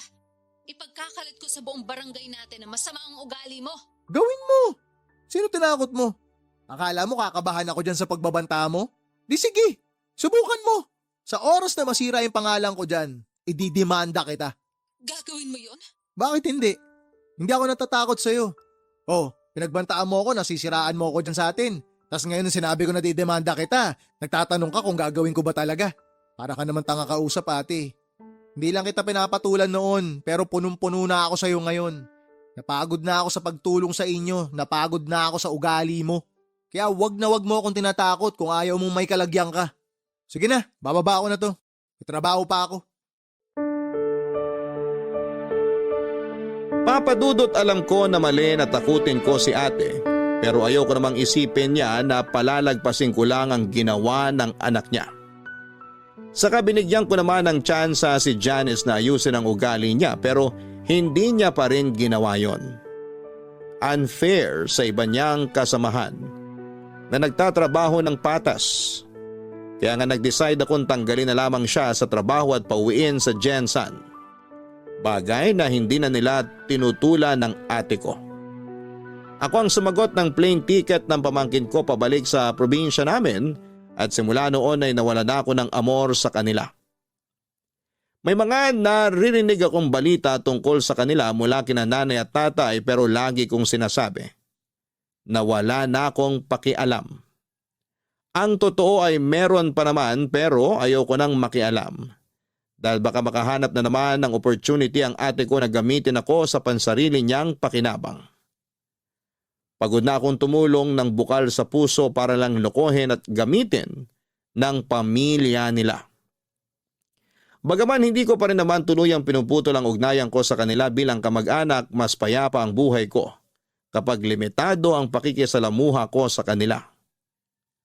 Alam ko sa puso ko na ginawa ko ang lahat para tulungan ang pamilya ng ate ko. Kaunting pagsasakripisyo lang naman ang kailangan nilang ipuhunan. Pero tamad sila. Mareklamo at walang tiyaga. Kaya naisip ko na hindi ko na sila responsibilidad. Dalangin ko na lang na may matutuhan sa buhay si ate at ang pamilya niya. Kapag nangyari yon, baka pwede ko pa ulit silang tulungan. Maraming salamat po Papa Dudut sakaling mapili ninyong i-ere ang storya ng buhay ko. Sana po ay kinapulutan ito ng aral at inspirasyon ng mga kabarangay natin. God bless sa Barangay Love Stories and more power sa inyong istasyon at congratulations po sa mga pagkilala, mga awards na inyong natatanggap. Ang inyong forever kapuso at kabarangay, Dear Papa Dudut. Good day po sa inyo at sa lahat ng mga kabarangay na katulad kong avid listener ng Barangay Love Stories. Tawagin niyo na lamang po ako sa pangalang Vito. 33 years old at nagtatrabaho bilang auditor sa isang private company dito sa Quezon City. Sa edad kong ito ay wala pa akong asawa dahil ginugol ko na sa pag-aalaga sa aking nanay na may sakit na demensya ang nakaraang 10 taon ng buhay ko. Kaya lang noong buwan ng August 2024 ay tuluyan nang namaalam ang mahal kong ina. Kaya nga naisipan kong magpadala ng sulat sa inyong istasyon upang ibahagi ang aming kwento na magsisimula noong 20 years old pa lamang ako. Tubong Cainta Rizal kami ng aking pamilya. Single parent si Nanay Cedes at mag-isa niya kaming tinaguyod ng Ate Susan ko. Mananahi siya sa isang garment factory sa Taytay. At kahit na mahirap ang aming buhay ay pilit niyang nilakasan ang kanyang loob upang mapag-aral kaming magkapatid. Laging bukang bibig ng nanay na edukasyon lang daw ang kaya niyang ipamana sa amin dahil nga dukha lang ang aming pamilya. Kaya nga naging mukha siya ng pagiging istrikto sa aming magkapatid. Naunahin ang aming pag-aaral at huwag munang magpapamilya, Papa Dudut.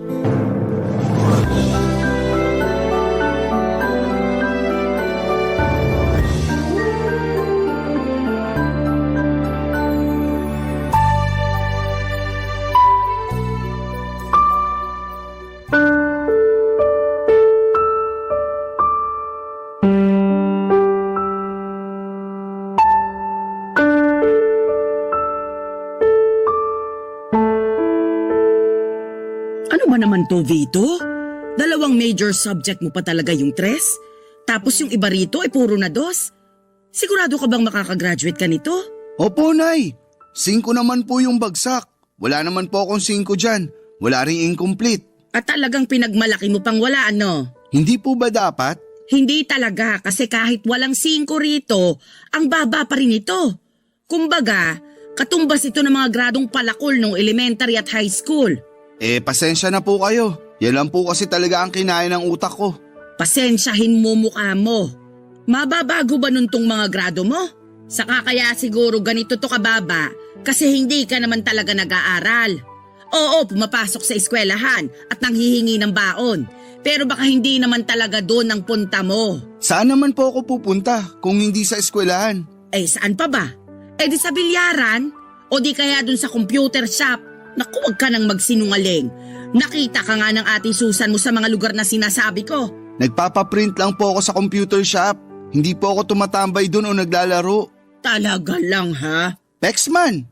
Yung sa bilyaran? 1 beses lang naman po akong pumunta sa bilyaran. Nung nakita-kita lang kami ng mga ka-text clan ko. Saka nandun din naman si Ate Susan eh. Nakikipag-inuman pa nga siya tapos ako lang ang pinagagalitan nyo. 18 anyos na yung ate mo. Nung panahong yon. Ikaw 15 pa lang, pero nakuha mo pang pumaroon. Tapos magre-reklamo ka sa akin kung bakit ikaw ang pinapagalitan ko at hindi kasama ang ate mo? Opo, kasi paborito nyo si Ate Susan. Hindi nyo nga siya kayang pagalitan kasi ayaw nyong magtampo siya sa inyo. Anong sabi mo? Sabi ko, paborito nyo si Ate Susan. Ako hindi. Mas mahal nyo si Ate Susan. Tapos galit kayo sa akin. Ano bang pinagsasabi mong bata ka? Alam nyo po kung ano ang sinasabi ko. Saka hindi na ako bata para di pa maintindihan yung totoong nangyayari. Ang unfair nyo, Nay. Kasi si Ate Susan lang yung tinuturing yung anak. Tapos ako, parang wala lang. Kung parang wala ka lang para sa akin, sana hindi na kita pinag-aral, pinakain at pinatira sa bahay ko. Hirap sa'yo, sumasama ang loob mo pag napagsasabihan ka. Maanong intindihin mo munang mabuti ang sitwasyon? Total, sabi mo hindi ka na bata. Ibig sabihin, malawak na dapat ang pangunawa mo. Kahit na anong sabihin nyo, ganun ko po nakikita ang sitwasyon. Sana talaga hindi na ako sinaoli nun ni tatay sa inyo. Abay, sana nga. Ano pong sinabi nyo? Sana nga, hindi ka na sinauli sa akin ng magaling mong ama kung magiging ganyan lang katigas ang ulo mo paglaki. Napakawalang utang na loob mo, Vito. Hindi ka marunong rumispeto sa ina mo na nagpalaki sa'yo.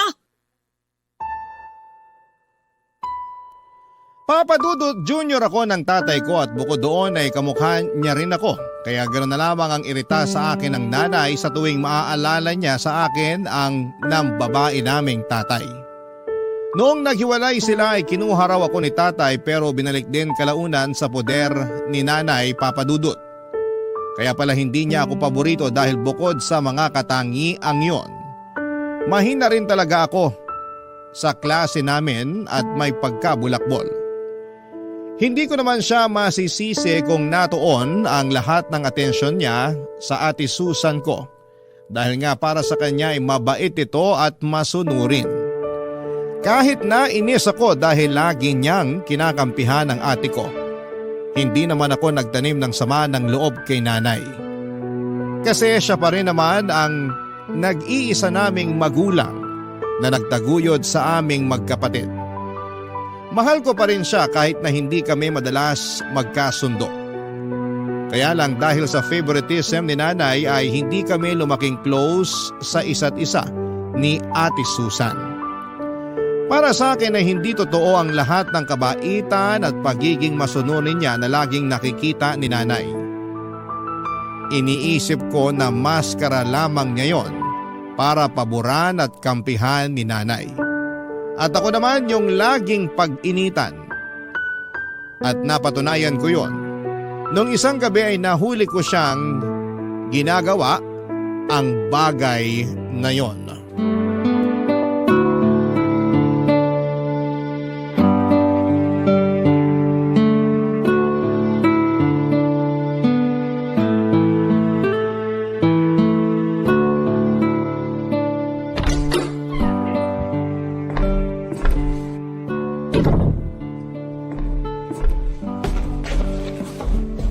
Bakit tumingin ka lang, Ate Anak Susan? naman ang tinapavito. Bakit kising ka pa? Alauna na ng madaling araw, oh. Alam ko, marunong akong tumingin ng oras. Bakit nga gising ka pa? Kasi nakita ko kayo. Ha? Nakita ko kayo nung kasama mong lalaki na nagalikan sa tapat ng bahay natin. Siguro boyfriend mo yun, no? Eh ano naman ngayon sa'yo kung oo? Lagot ka kay nanay. May boyfriend ka na. Bakit ako lagot? Eh nasa tamang edad na ako. Baka kung ikaw ang magka-girlfriend, ikaw pang malagot. Malamang, kasi paborito ka ni nanay kesa sa akin. Buti alam mo. Kaya kung ako sa'yo, itulog mo na lang yan. At bang kalimutan ingay mo yun? na lang yung nakita mo. Oh, bakit kising pa kayong dalawa? Nay, si ate po kasi... Nay! Ano ba kasi yon? Bakit mo naman tinatakpan ang bibig ng kapatid mo, Susan? Kasi po, aray! Bitiwan mo kasi ako! Nay, si Vito! Kinagat po yung daliri ko! Ano? Patingin nga ako. Naku, may bakas pa ng ngipin ng kapatid mo. Bakit mo yun ginawa sa ate mo? Napakabastos mo, Vito! Wala po akong ginagawa. Si ate Susan nga yung may ginagawa eh. Anong ibig mong sabihin? Kasi po... Mabuti pa po matulog na tayo. Huwag niyo na kausapin niyang si Vito kasi malamang kung ano-ano na namang kalukuhan ang sasabihin yan. Anong puro kalokohan? Ang sabihin mo, natatakot ka lang malaman ni nanay ang totoo. Ano ba kasi yung totoo na yon? Sabihin mo nga sa akin. Huwag niyo na po kasing alamin yun. Wala lang po yun. Eh kung wala lang yon, hindi ka dapat matakot. O ano na, Vito? Naiinip na ako sa sasabihin mo. Nakita ko pong may kahalikang lalaki si ate Susan kanina. Hinatid po siya dito nun sa bahay. Tapos inamin ni ate na boyfriend niya yun. Ano ka mo? Totoo ba yung sinabi ng kapatid mo? Siyempre po hindi. Anong hindi? Eh galit nga si nanay sa mga sinungaling. Kaya bakit ako magsisinungaling? Totoo yung sinabi ko. Kitang-kita ng dalawa kong mga mata. Tumigil ka na nga.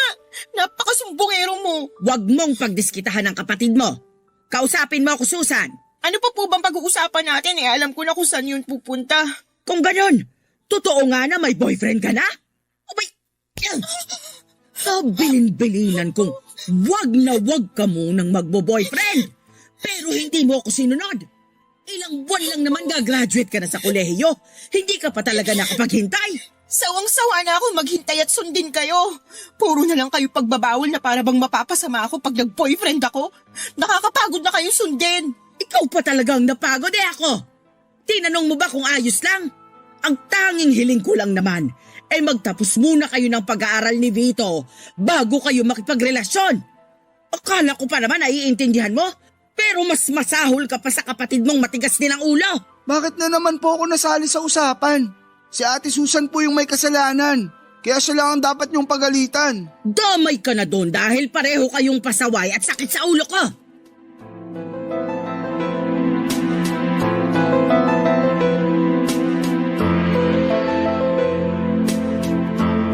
Papadudot, ayaw talaga ni nanay na mag-boyfriend si Ate Susan dahil graduating na siya sa college. Saka 21 years old pa lamang siya noon. Pakiramdam kasi ni nanay lahat ng mga lalaki ay manloloko katulad ng tatay namin.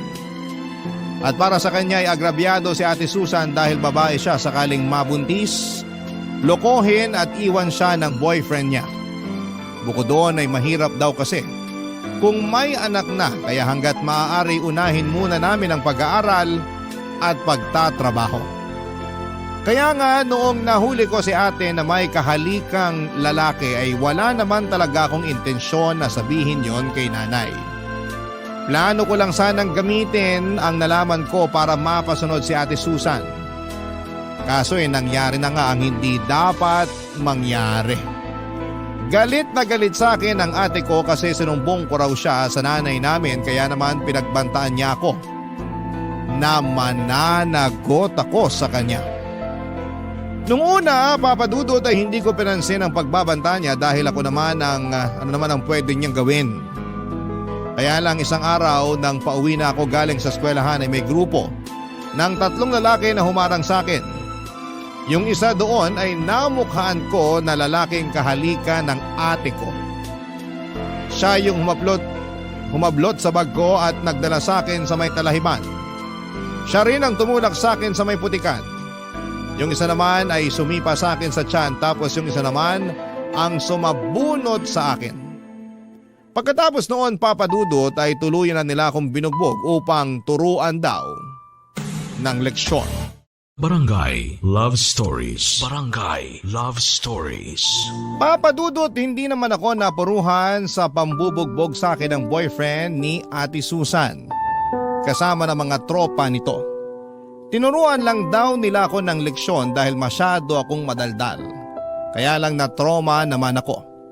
Alam ko na si ate ang may pakana ng mga bagay na yon kaya naman galit ako sa kanya. Hindi ko siya pinapansin kapag nasa bahay kami o kung minsan ay padabog ko na lamang na sinusunod ang mga utos niya para wala ng gulo. Wala rin naman kasing kwenta kung sasabihin ko pa kay nanay ang nangyari dahil baka lalo akong mapasama. Samantala ay pinagpatuloy lang ng kapatid ko ang pagbo-boyfriend kahit tutol si nanay.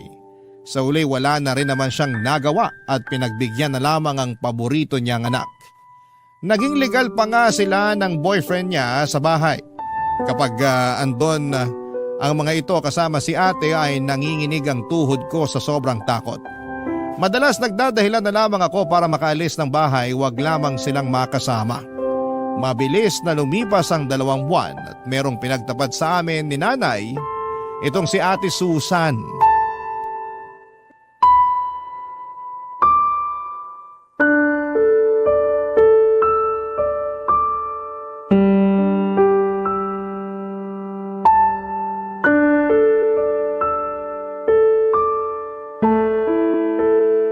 Nay, aalis na po ako. Magsasama na kami ng boyfriend ko. Ano? Paano na lang ang pag-aaral mo? Ayoko naman talaga ng kurso ko eh. Kayo lang naman yung nagpumilit sa akin na kumuha ng business administration eh. Wala nga akong alam sa pagninegosyo. Kaya nga pinag-aaral kita para malaman mo. Saka yun yung kurso na siguradong may patutunguhan ka pagka-graduate mo. Ayoko nga po sabi nung kurso na kinuha ko. Kung gusto nyo, kayo na lang ang mag-aral. Anong sinabi mo? Alam kong narinig niyo yung sinabi ko. Hindi ko na po uulitin. Pinag-aral kita. Hindi para sagot-sagutin mo ako ng ganyan. Ate Susan, bakit mo naman bigla yan naisip? Kung kailan malapit ka ng graduate? Wala ka na doon, no? Masyado kang maraming tanong. Tama ang kapatid mo. Bakit din biglaan ang pag-alis mo sa bahay natin, anak? Sabihin mo, ano ba kasing nangyari? Alam niyo, nakakainis na kayong dalawa eh. Kung makatanong kayo, akala niyo naman malaking krimen yung gagawin ko. Hindi ba pwede na gusto ko nang bumukod at magsama na kami ng boyfriend ko? Hindi ako naniniwala na yun lang ang dahilan mo. Kilala kita, may pagkasinungaling ka.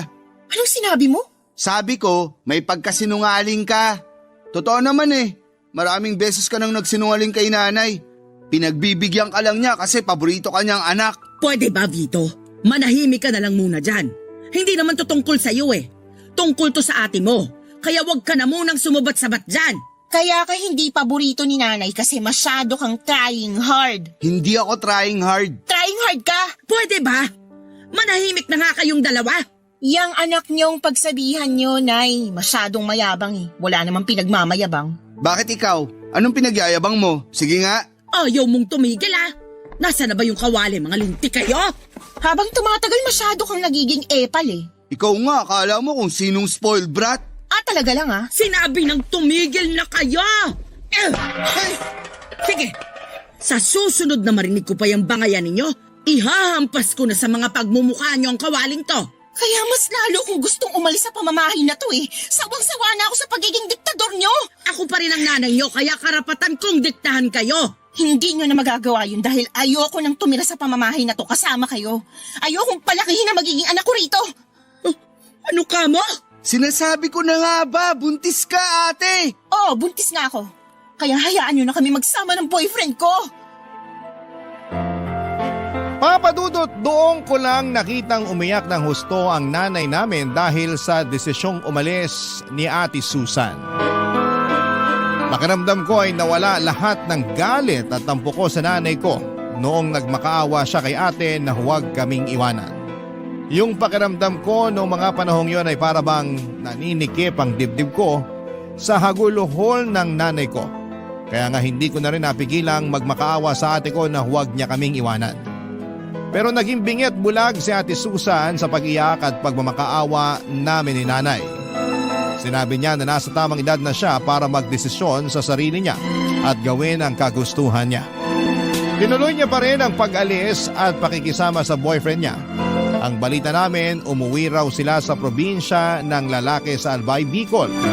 Pero pagkalipas ng 1.5 taon ay nagulat na lamang kami ni nanay nang sumulpot sa bahay si Ate Susan. Dala ang anak niya upang ipaalaga sa nanay namin. At doon nga niya sinabi sa amin ang nangyari sa kinakasama niya, Papa Dudut.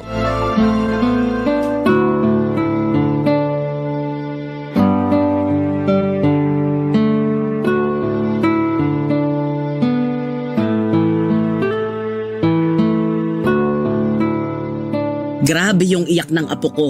Akala mo naman inaaway. Buti na lang talaga napatulog ko na siya. Kaya nga, Nay. Pareho kaming walang maayos na tulog kasi hindi siya komportable dun sa bus eh. Kaya nga pagkatapos nating maghapunan, magpahinga ka na. Bakit kasi hindi kayo nag-text na uuwi pala kayo rito? Sana nasundo ko man lang kayo sa terminal.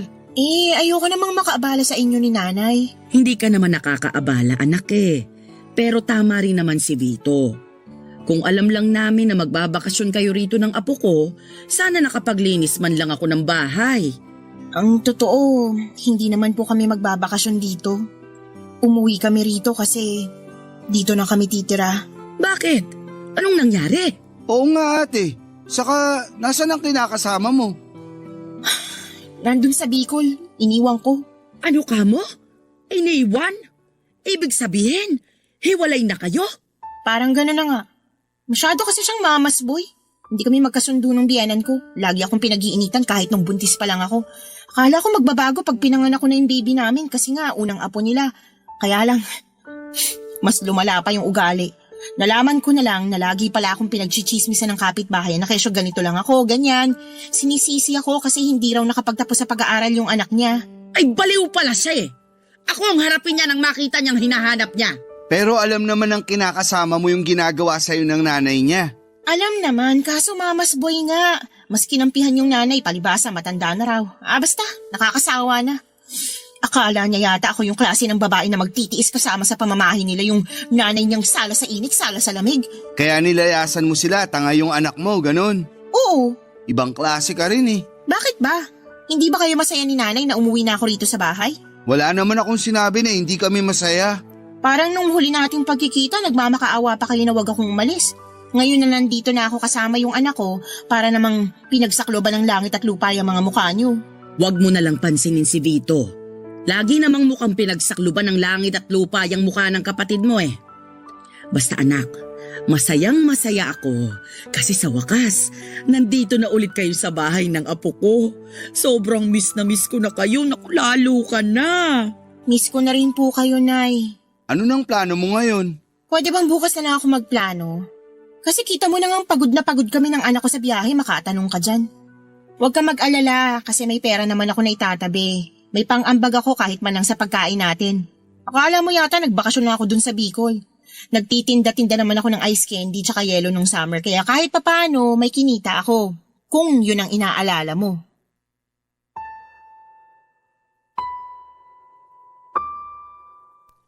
Papadudot tuwang-tuwang nanay dahil sa pagbabalik ng ate sa bahay kasama ang kanyang anak. Hati naman ang pakiramdam ko dahil para sa akin ay may atraso pa rin siya sa amin. Paano niya naatim na umuwi sa bahay at umastang hindi kami iniwanan noong araw? Ni hindi nga siya nagsorry sa pag-alis niya at ewan ko ba naman sa nanay ko kasi nagawa niya pa rin patawarin kagad ang ate ko. Doon ko na nga napatunayan na talagang paborito niya ito. Hindi nga nagtagal ay nag-decide si Ate Susan na maghanap ng trabaho kaya kinausap niya si nanay na sa kanya ipagkatiwala ang anak niya para alagaan. Kaya nga kinailangang tumigil ng nanay sa pagtatrabaho niya sa factory para matutukan ng kanyang apo. Nang mga panahong yon ay graduate na rin naman ako sa kolehiyo kaya naghahanap na rin ako ng trabaho. Hindi nga nagtagal ay nakapasok ako sa isang private company sa Quezon City bilang auditor. Nakapasok naman si Ate Susan bilang quality control inspector sa isang planta sa Pasig. Simula noon ay dalawa na kami ng ate ko ang naghahanap buhay kaya lang ay napansin ko na hindi siya patas. Lalo na sa mga hatian namin ng gastusin sa bahay. Minsan ay hindi siya nag-aambag. Kaya madalas kaming kapusin. Bukod doon, papadudot ay nagbubuhay dalaga na ang kapatid ko at tuluyan ng pinaubaya sa nanay namin ang pag-aalaga sa kanyang anak. Bagay na labis kong kinakainis, papadudot. Ang lagi niyang dahilan ay malungkot siya dahil sa nakaraan. Barangay Love Stories. Barangay Love Stories. Papadudot dahil sa pagbubuhay dalaga ni Ate Susan ay lagi kaming nagtatalo tungkol sa hindi niya patas na pagbibigay ng pera kay nanay para sa mga gastusin sa bahay. Kaya lang lagi akong pinagsasabihan ng nanay namin na unawain ko na lamang ang ate ko dahil nga meron itong pinagdaraanan. At may anak na rin naman ito na ginagastosan. Sa totoo lang ay inis na akong unawain si ate. Dahil paano naman ako? Lagi na lang damdamin niya ang mahalaga. Paano naman ang sa akin? Nagdaan ng 3 buwan na balitaan namin na umuwi raw sa kainta ang tatay ng anak ni Ate Susan para kausapin siya at suyuin na makipagbalikan sa kanya. Ayaw nga ni nanay na magkabalikan sila matapos ang nangyari sa kanila sa Bicol. Kaya lang ay hindi naman namin hawak ang pag-iisip ni Ate Susan. Sa huli ay nagkapatawaran sila ng kinakasama niya at nagdesisyon na mag-live-in ulit papadudot. Dahil doon ay nagalsabalutan ang kapatid ko at naulit na naman ang senaryo noon kung paano niya kami iniwan ni nanay papadudot.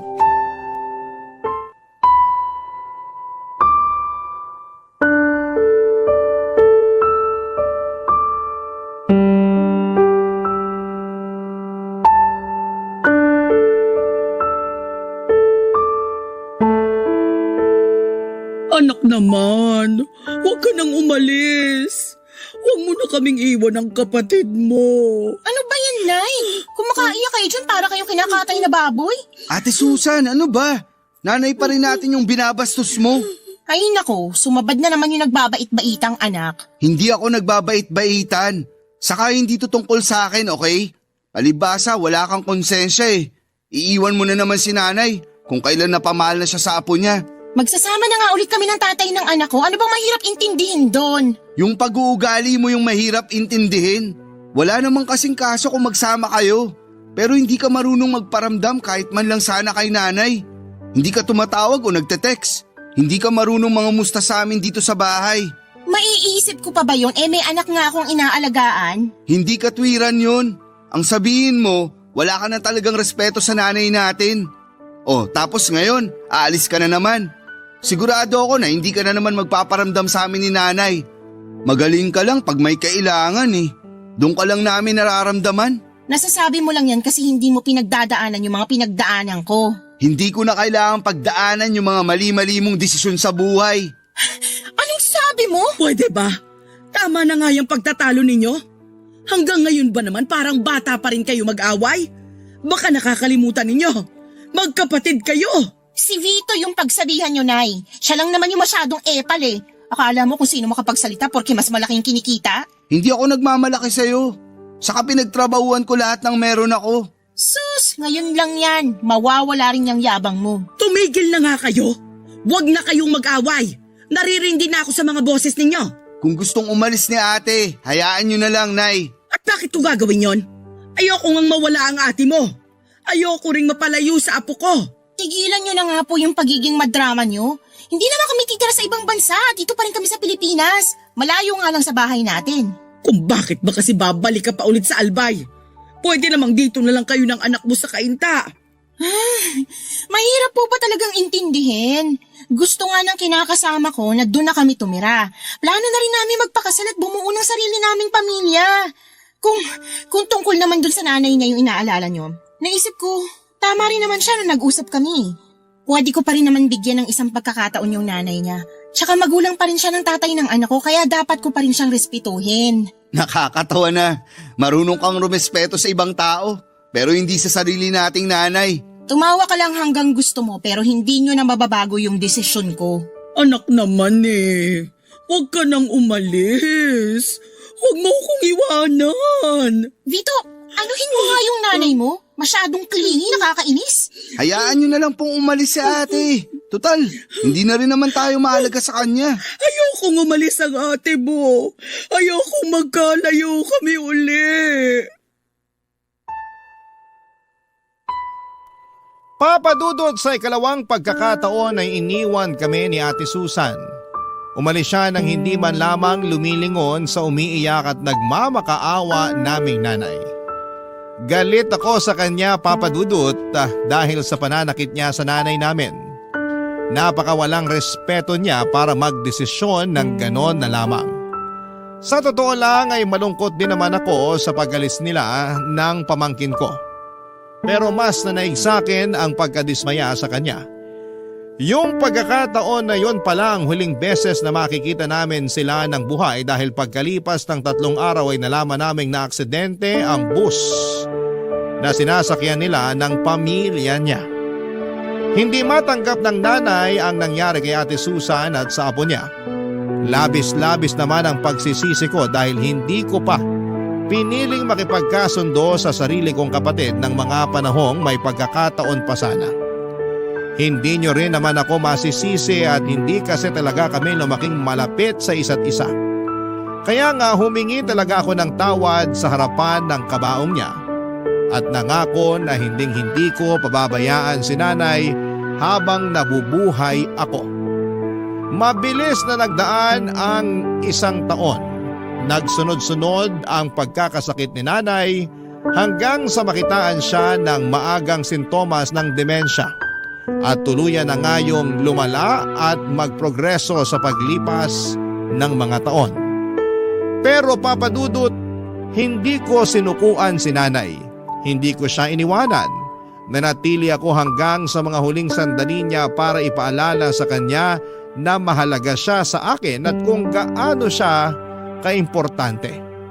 At syempre, kung gaano ko siya kamahal.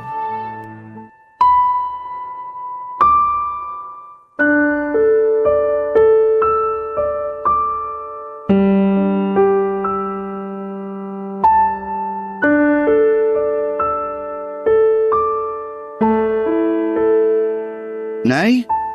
Nay, gising na po kayo para magmerienda? Ayoko pagising. Sayang naman. Nagluto pa naman ako ng paborito niyong pancake. Pancake? Nasaan pancake ko? Ito po oh. Hinati ko na yun ng maliliit para isusubo niyo na lang. Ay nako, paborito ko nga ito. Akin na, para makain ko na. Ay teka, sino ka ba? Paano ka nakapasok sa bahay ko? Nako, si nanay. Nakalimutan na naman ako. Hindi kita nakalimutan. Hindi lang kita maalala. O sige po, magpapakilala ulit ako. Ako po si Vito, anak niyo. Vito? Anak ko?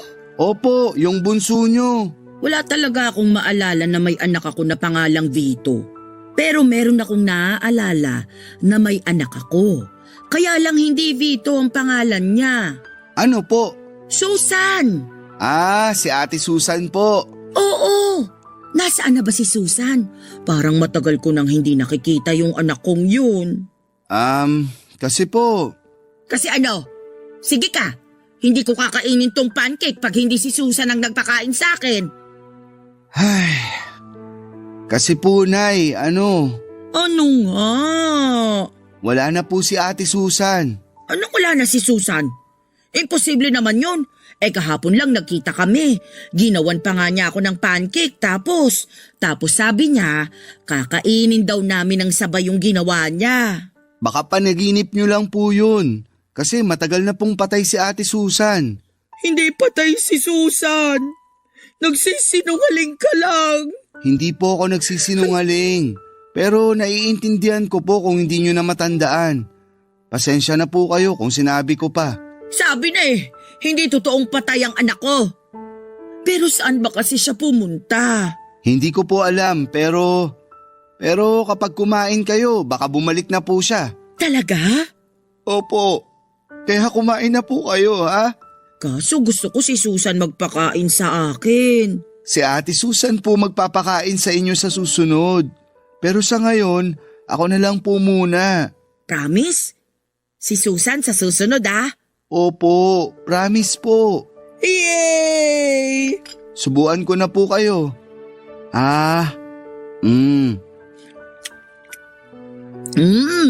Sarap talaga ng pancake. Kumain lang po kayo ng marami para matuwa po si ate pagbalik niya. Sige. Gusto ko kasi matuwa sa akin yung anak ko Kaya nga po. Ikaw, kaninong anak ka? Sa inyo po. Wala talaga akong matandaan na may anak akong kapangalan mo. Pero, sige, simula ngayon, anak na kita. Ampunin na kita Magiging nanay mo na ako. Sige po, simula ngayon, anak niyo na ako. Ayan, para kahit wala pa si Susan, mayroon naman akong anak na kasama ko. Salamat, Vito Salamat sa pag-asikaso mo kay nanay. Walang anuman po. Mahal na mahal ko po kayo. Mahal na mahal din kita. Kayo ng ate Susan mo. Papadudot, yon ang mga huling sandali ng nanay kapiling ako. At pagkalipas lang ng 1.5 buwan ay tuluyan na siyang kinuha sa akin ng Panginoon. Napakalungkot ng mga panahong yon dahil nag-iisa na lamang ako sa buhay. Pero masaya naman ako dahil binigyan ako ng tsansa na alagaan si nanay hanggang sa mga huling sandali niya. Kahit na tuluyan na niya akong nakalimutan, alam ko na may mga pagkakataon na naaalala niya pa rin ako. At ganoon din ang namayapa kong kapatid na si Ate Susan. Pakiramdam ko ay bumabalik ako sa pagkabata sa tuwing may kinikwento si nanay na mga kaganapan na naaalala niya noong araw. Sa kasalukuyan ay inaabala ko ang sarili ko sa pagtatrabaho. Pero hindi ko naman pinabayaan ang mental health ko kahit na napakahirap umusad matapos mawala ng mga mahal sa buhay. Pero naniniwala ako na darating ang panahon na magiging maayos din ang lahat. Dalangin ko na lamang na sana'y masaya na si nanay kasama ang ate Susan ko sa langit. Hindi na sila mahihirapan at hindi na rin sila magkakahiwalay pa. Hanggang dito na lamang po ang sulat ko at sana'y mapili ninyong i-ere sa Barangay Love Stories. God bless po sa inyo at sa inyong istasyon. Ang inyong forever kapuso at ka-barangay, Vito.